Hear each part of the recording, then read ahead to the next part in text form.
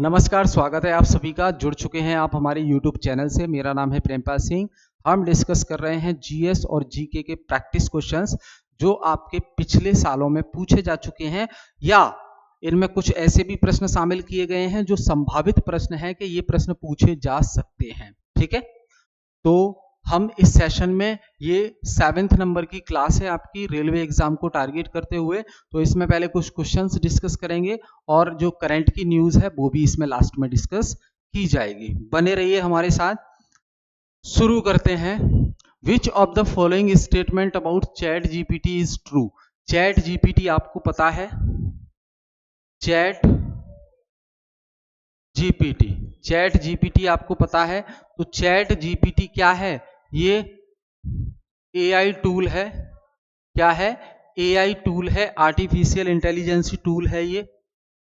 इसके थ्रू आप कुछ भी काम कर सकते हैं, जैसे आपको कंटेंट चाहिए, कंटेंट प्रोवाइड करवा देगा, है ना। इमेज चाहिए, इमेज मिल जाएगी आपको। आप चाहते हैं क्वेश्चंस फॉर्म करने हैं, क्वेश्चन बना देगा, टेस्ट पेपर बना देगा आपके लिए। ये सारे आर्टिफिशियल इंटेलिजेंस टूल्स है जो आपके लिए हेल्पफुल प्रूफ होगा, है ना, इसका अगर यूज करेंगे आप।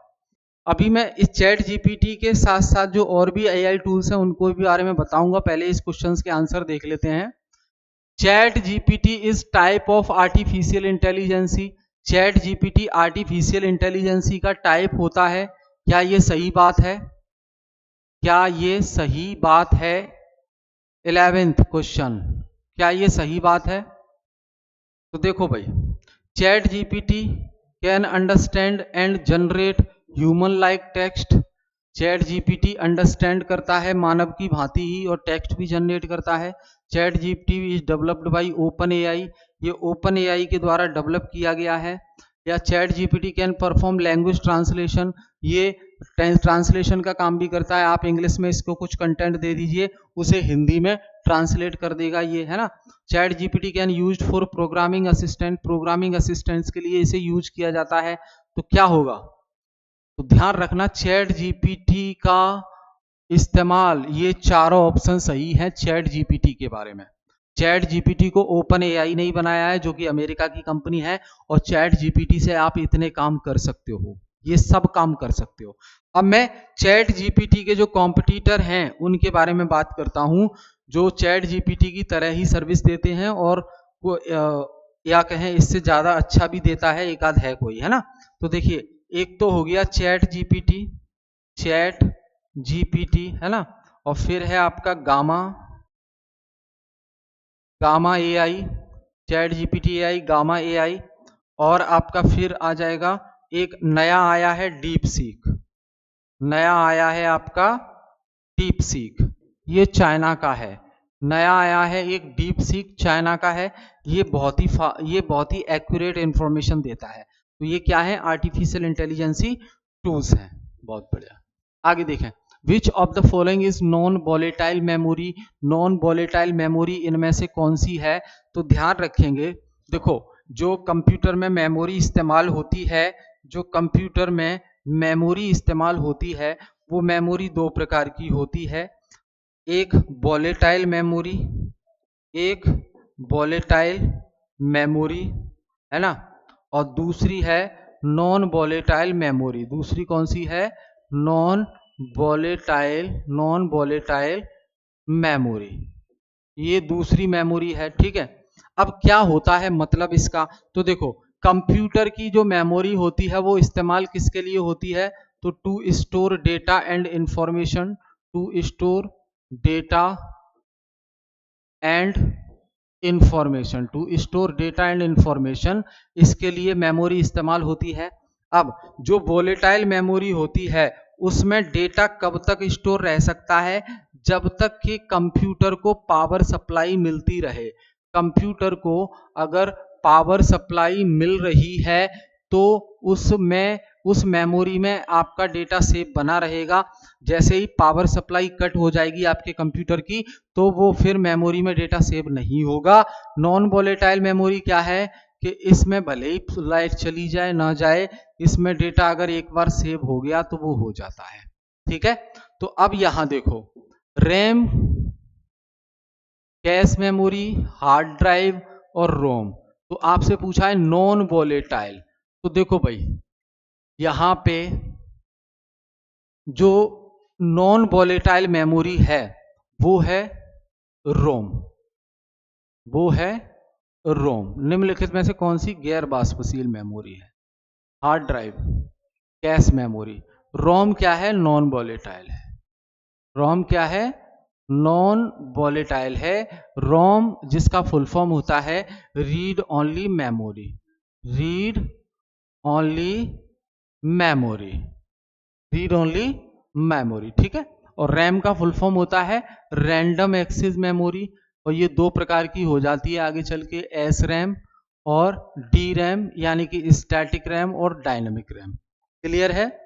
तो रैम वॉलेटाइल मेमोरी है और रोम जो है नॉन वॉलेटाइल मेमोरी है। आगे चलकर रोम का क्लासिफिकेशन भी हो जाता है। रोम को क्लासिफाई करके आगे पी रोम बना दिया जाता है ना, फिर ईपी रोम भी बना दिया जाता है, और फिर डबल ईपी रोम भी एक रोम का प्रकार है, डबल ईपी रोम, ठीक है।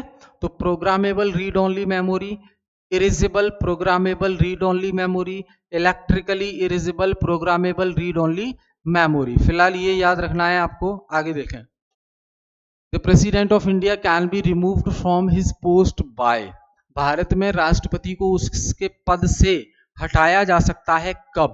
तो यहां बात हो रही है दोस्त राष्ट्रपति की, यहां बात हो रही है राष्ट्रपति की, ठीक है, प्रेसिडेंट की बात हो रही है। तो प्रेसिडेंट क्या है? केंद्रीय कार्यपालिका का सदस्य होता है, यानी कि पार्ट ऑफ यूनियन एग्जीक्यूटिव, केंद्रीय कार्यपालिका का ही पार्ट होता है। राष्ट्रपति ये नॉमिनल हेड होता है ना, नाम मात्र का हेड होता है। ये कॉन्सेप्ट हमने ब्रिटेन से लिया है, और इसे फर्स्ट सिटीजन कहा जाता है कंट्री का, इसको कंट्री का फर्स्ट सिटीजन कहा जाता है, ठीक है। राष्ट्रपति से संबंधित जो आर्टिकल्स हैं संविधान में वो 52 से लेके 62 तक हैं। राष्ट्रपति के लिए उम्र कितनी होनी चाहिए? कम से कम 35 कम से कम होनी चाहिए। और इसका जो इलेक्शन होता है राष्ट्रपति का, इसका जो इलेक्शन होता है वो इनडायरेक्ट इलेक्शन होता है। क्या होता है? इनडायरेक्ट इलेक्शन होता है, अप्रत्यक्ष चुनाव, यानी कि वोट कौन देता है?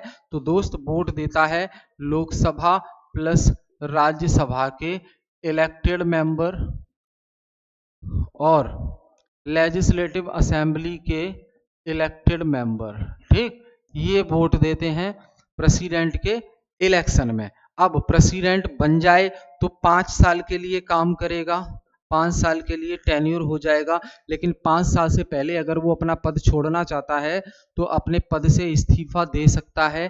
किसको? वाइस प्रेसिडेंट को। तो ध्यान रखना, राष्ट्रपति अगर इस्तीफा देगा, अपने पद से रिजाइन देगा, तो किसे देगा? ये देगा वाइस प्रेसिडेंट को, ठीक। और प्रेसिडेंट को पद से हटाया भी जा सकता है पार्लियामेंट में, उसके खिलाफ इंपीचमेंट प्रोसेस, महाभियोग प्रक्रिया शुरू करके, लेकिन राष्ट्रपति को इसके बारे में 14 दिन पहले नोटिस रिटन में देना पड़ेगा, तब उसके खिलाफ महाभियोग प्रक्रिया शुरू कर सकते हैं। महाभियोग प्रक्रिया लोकसभा या राज्यसभा में से किसी में भी शुरू की जा सकती है। तो प्रेसिडेंट को कौन हटाता है पद से? क्या प्रधानमंत्री हटाता है? नहीं। क्या लोकसभा हटाती है? नहीं। चीफ जस्टिस हटाता है? नहीं। हाँ, पार्लियामेंट हटाती है। कौन हटाएगा? पार्लियामेंट जो है क्या करेगी?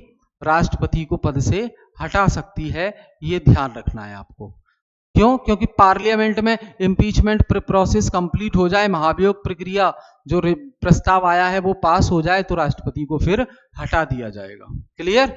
चल आगे। The first draft of constitution was prepared by, constitution का सबसे पहला ड्राफ्ट किसके द्वारा प्रिपेयर किया गया था? कॉन्स्टिट्यूशन का पहला ड्राफ्ट किसके द्वारा प्रिपेयर किया गया था? B R Ambedkar, B N Rau, K Santhanam या के एम मुंशी? तो ध्यान रखना, कॉन्स्टिट्यूशन का सबसे पहले ड्राफ्ट बी एन राव, किसके द्वारा? बी एन राव के द्वारा प्रिपेयर किया गया था ड्राफ्ट, ठीक है। अब ध्यान रखेंगे, कॉन्स्टिट्यूशन को बनाया किसने था? तो ये बनाया था संविधान सभा ने। किसने बनाया? संविधान सभा ने बनाया। ठीक, संविधान सभा के दो काम थे, एक तो कानून बनाना, ये भी काम था, और संविधान बनाना। संविधान बनाना कानून इसलिए बना रही थी क्योंकि संसद अभी नहीं थी, चुनाव हुए नहीं थे, आम चुनाव, क्योंकि 1952 में आम चुनाव पहली बार हुए हैं, है ना। तो संविधान सभा कानून बनाने का काम करती थी। कब तक? 13 मई 1952 तक। कब तक? 13 मई 1952 तक संविधान सभा कानून बनाने का काम करती थी। ठीक है, संविधान सभा के जो अध्यक्ष थे, तो स्थायी, पहले अस्थायी की बात करें, अस्थायी अध्यक्ष कौन थे? संविधान सभा के अस्थायी अध्यक्ष कौन थे? तो वो थे डॉक्टर सच्चिदानंद सिन्हा। कौन थे दोस्त?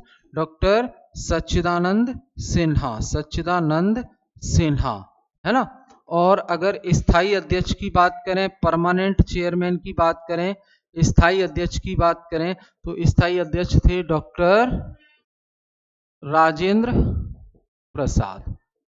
ठीक है, और संविधान सभा के अंडर बहुत सारी कमेटियों का गठन किया गया था, बहुत सारी समिति बनाई गई थी।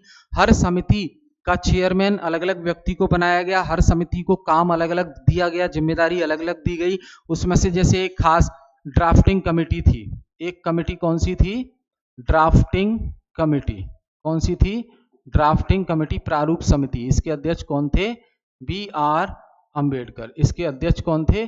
B R Ambedkar. ठीक है, union power committee, union power committee के अध्यक्ष कौन थे? तो ये थे पंडित जवाहरलाल नेहरू। ठीक है, ध्यान रखेंगे आप। आगे देखें, एक तरफ लिस्ट 1 और एक तरफ लिस्ट 2 दी हुई है, और आपको मैच करना है। एक तरफ लिस्ट 1 और एक तरफ लिस्ट 2 दी है, मैच करना है। क्या मैच करना है?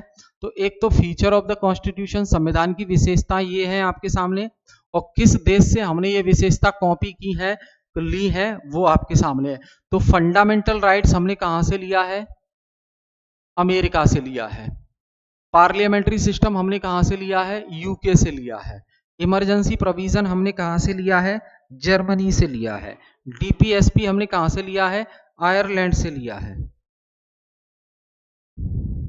ठीक है, क्लियर है?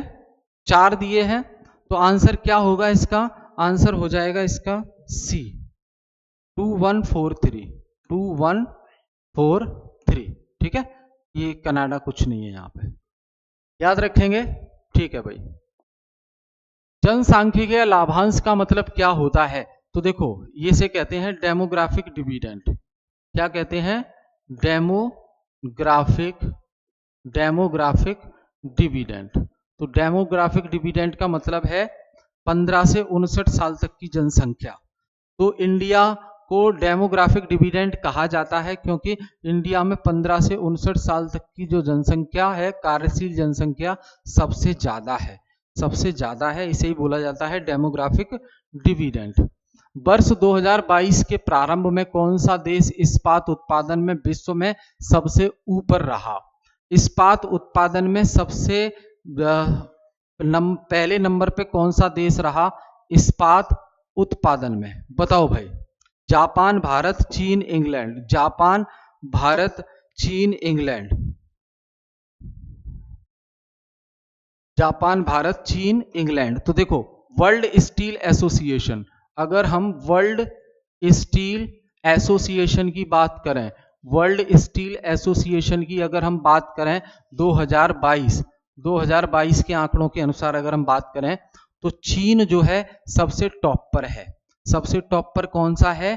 चीन।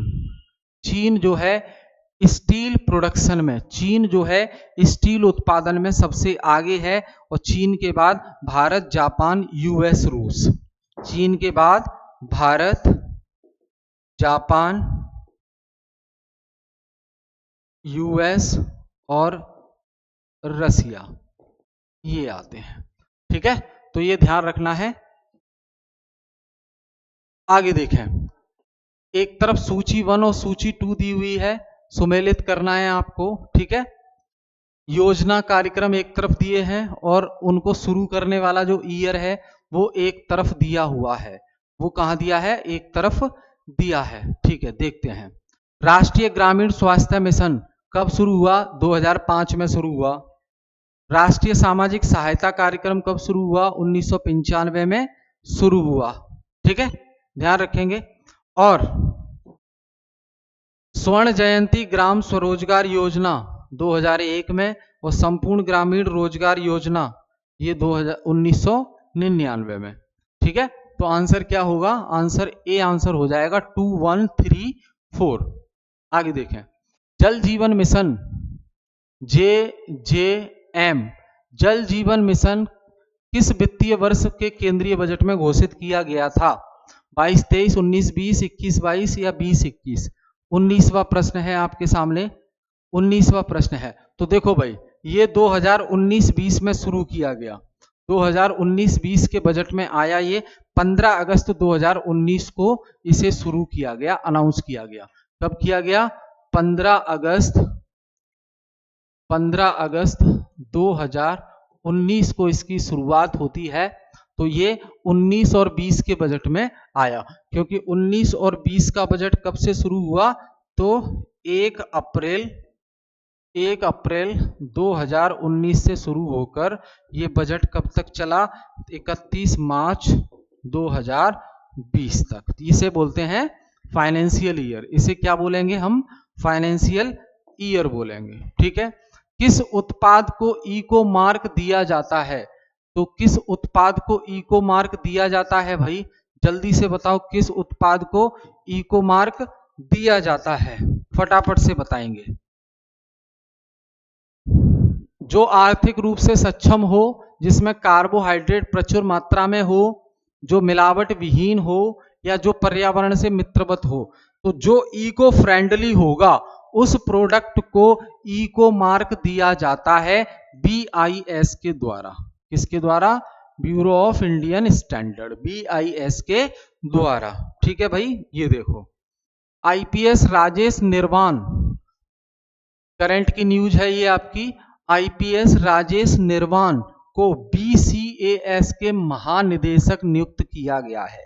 ये जो व्यक्ति है, इनका नाम है राजेश निर्वाण और ये IPS ऑफिसर हैं। तो इनको BCAS का डायरेक्टर जनरल, महानिदेशक अपॉइंट किया गया है। कैबिनेट की नियुक्ति समिति ACC, appointment of cabinet committee, ने सीनियर IPS ऑफिसर राजेश निर्वाण को नागरिक उड्डयन मंत्रालय के तहत नागरिक उड्डयन सुरक्षा ब्यूरो के महानिदेशक, डायरेक्टर जनरल के रूप में नियुक्त करने की घोषणा की है। कार्मिक और प्रशिक्षण विभाग DOPT द्वारा जारी आदेश के अनुसार उनकी नियुक्ति कार्यभार ग्रहण करने की तिथि से प्रभावी होगी और अगले आदेश तक जारी रहेगी।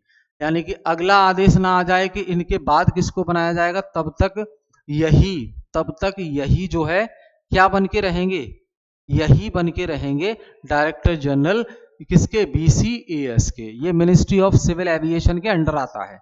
कहाँ आता है? मिनिस्ट्री ऑफ सिविल एविएशन के अंदर आता है। ठीक है, ध्यान रखेंगे, मिनिस्ट्री ऑफ सिविल एविएशन। ठीक है भाई, क्लियर है? क्लियर है यहां तक? कोई डाउट? ठीक है, यहां तक कोई अगर डाउट है तो आप बता सकते हैं।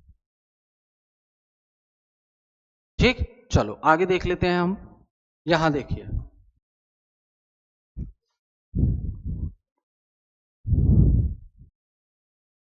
यहां थोड़ा सा ये कॉन्सेप्ट देख लीजिए हम। ये आप इसमें कंफ्यूज होंगे, CSO और NSO, CSO और NSO। तो ध्यान रखना, CSO का मतलब होता है central statistical office, central statistical office, और ये है नेशनल स्टैटिस्टिकल ऑफिस। ठीक है, एक्चुअली में 2019 में ये बना है। अब CSO plus NSSO, national sample survey organisation, इन दोनों को मिलाकर 2019 में NSO बना दिया है। तो अब नेशनल इनकम यानी कि राष्ट्रीय आय से संबंधित जो आंकड़े हैं उनके लिए काम कौन करता है? NSO करता है। किसके लिए काम? National income. किसके लिए? नेशनल इनकम के लिए काम ये करता है। ठीक है भाई, तो ये ध्यान रखेंगे। तो thank you all of you, फिर मिलेंगे हम नेक्स्ट क्लास में। बहुत बहुत धन्यवाद आप सभी का।